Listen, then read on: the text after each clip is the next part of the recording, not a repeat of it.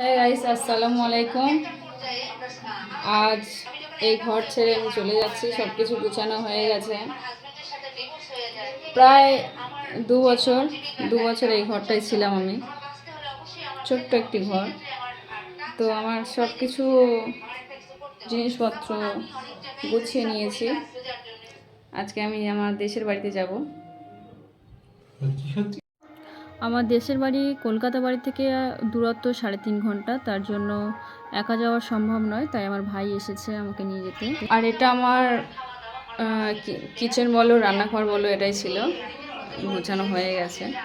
এগুলো নিয়ে চলে যাব, গ্যাস আর ওভেন। এই ঘরটায় আমার অনেক ভালো সময় গিয়েছে, অনেক খারাপ সময় গিয়েছে। তবে খারাপ সময়ের থেকে বেশি ভালো সময় গিয়েছে, কারণ আমি যখন কলকাতা শহরে একটা মেয়ে ঘর খুঁজছে, তখন কেউ ঘর দেয়নি বা কোনো ঘর আমি পাইনি। তো সিঙ্গেল মেয়ের জন্য এই একটা ছোট্ট একটা ঘর পেয়েছিলাম। তো আমার জন্য এটা লাকি ছিল, কারণ এই ঘরটা আমি এমন একটা সময় পেয়েছিলাম যে আমার মাথায় কোনো ছাদ ছিল না। হ্যাঁ, আমার দেশের বাড়ি ছিল ঠিক কথা, কিন্তু কলকাতা শহরে কোনো ঘর ছিল না। আর আমার কাজ করাটা খুব ইম্পর্টেন্ট হয়ে পড়েছিল, যে আমার কাজ করতেই হবে এরকম একটা সময়।